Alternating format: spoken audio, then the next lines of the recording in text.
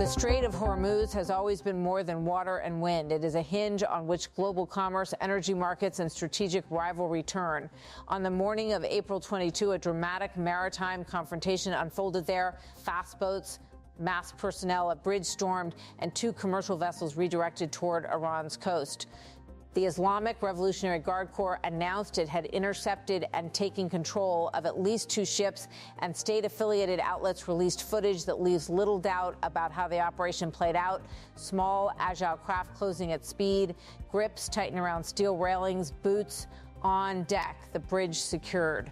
The seizure marked an immediate escalation in a conflict already stretching from capitals to choke points. Iranian officials and state media identified the ships as the MSC Francesca and a vessel named Epaminondas. Iran's statement accused the vessels of committing repeated violations, tampering with navigation equipment, attempting to escape the strait without permission, and generally endangering safe passage. The IRGC framed the action as a legal and measured response to what it described as threats to the safety of the waterway. Those details and the names of the ships have been repeated in reporting across the region and the industry's tracking services. The container ship MSC Francesca carried particular symbolic weight. It bears the initials of a company long synonymous with global container shipping, the Mediterranean Shipping Company, founded half a century ago and today one of the world's largest carriers.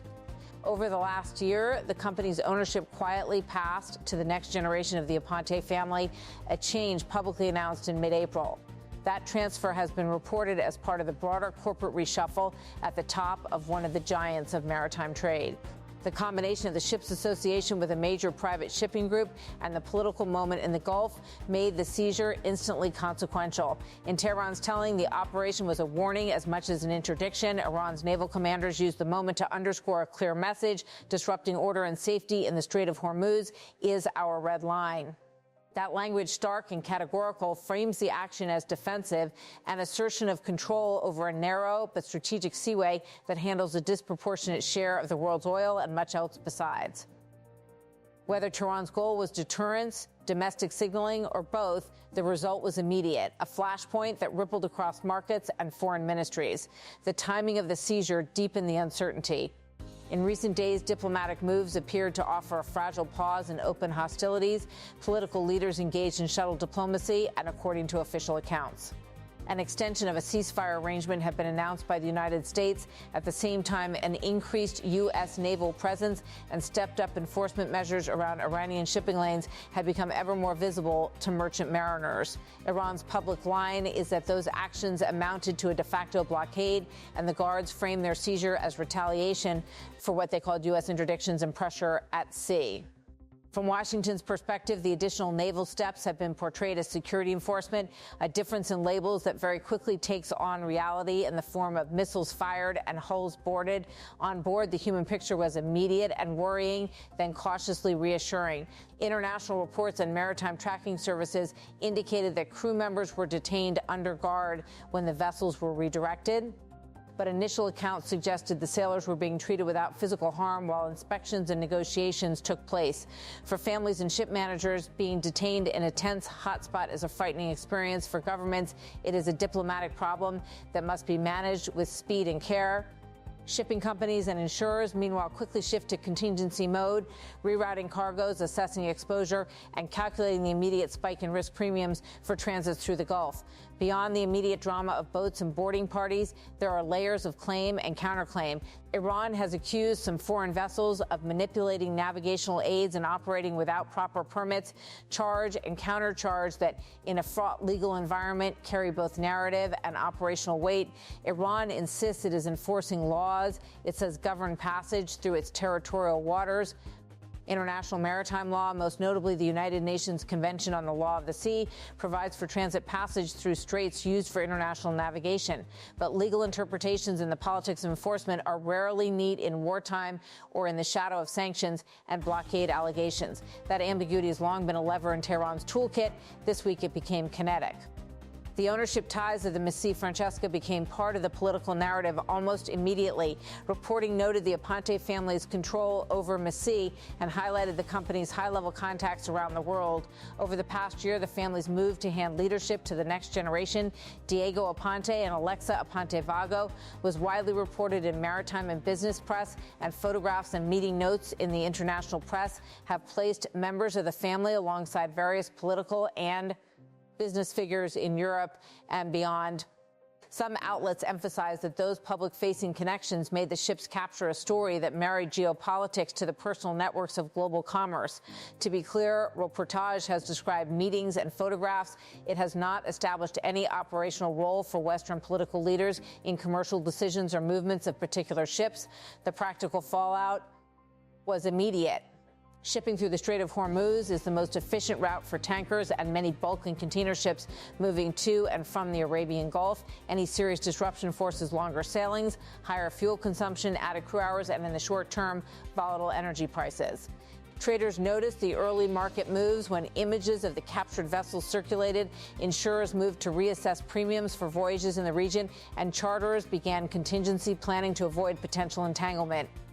For the global economy, the teeth of these ripples are real. For the hundreds of thousands of seafarers who keep goods moving, the sense of risk becomes day-to-day reality. Diplomatically, the incident presents a test. The United States, under the administration in office since January 20th, 2025, has framed its naval operations as enforcement to protect shipping and to maintain pressure on Iran amid broader regional conflict. Tehran, by contrast, casts recent U.S. actions as an aggressive curtailment of its maritime rights.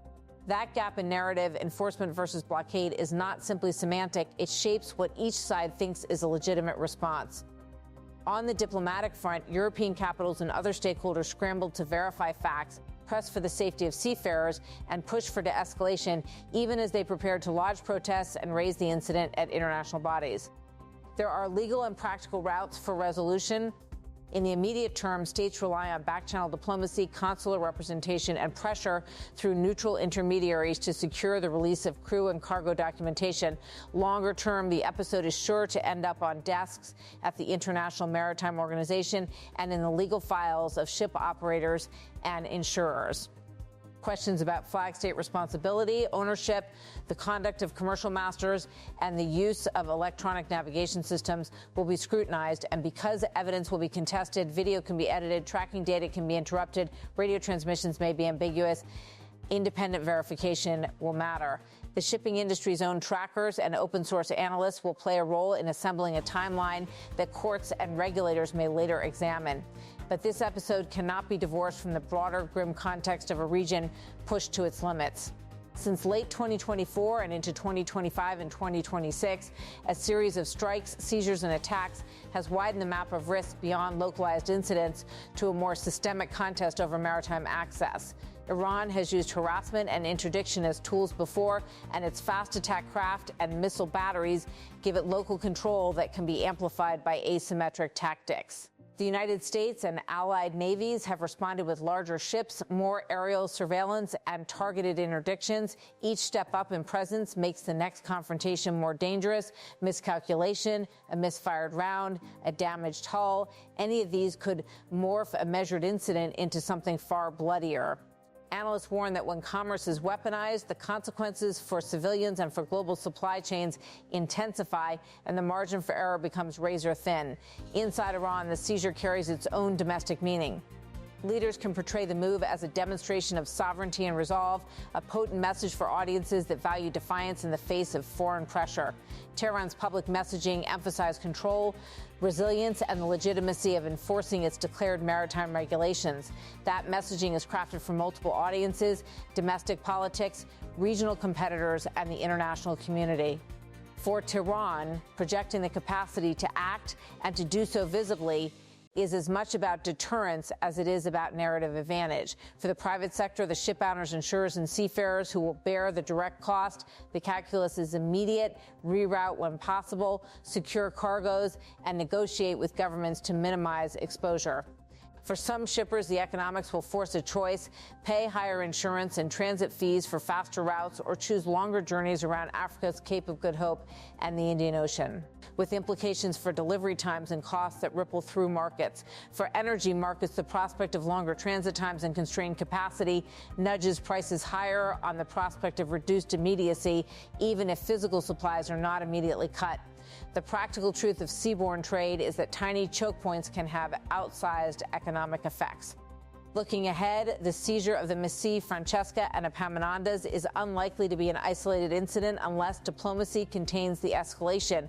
What follows will be shaped by a mix of realpolitik and legal maneuvering, bilateral negotiations, multinational statements, insurance claims, and perhaps judicial proceedings over the lawfulness of the captures.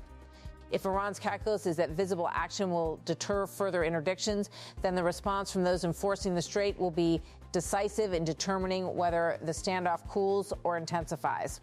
If, instead, the action hardens positions on all sides, we risk a protracted interdiction regime that transforms a waterway into a battlefield of attrition.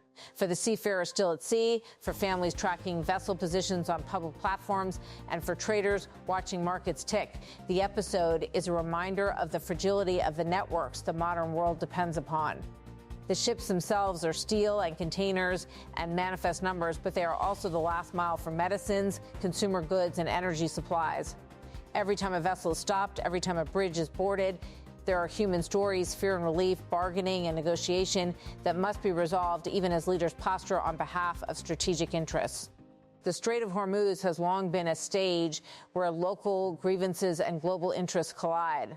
On April 22, it produced a stark tableau: a handful of boats, a pair of commercial vessels, masked personnel, and images that underlined how interconnected our security and commerce have become. The moment will now move through the channels that adjudicate crisis, diplomatic cables, legal filings, insurance claims, and perhaps the quiet diplomacy that ultimately secures the release of crews and the resolution of contested claims. Whether that process leads to de-escalation or further confrontation will depend on choices made in Tehran, Washington, and the capitals that sit between them, and on the practical work of those who keep the world's trade moving across narrow seas.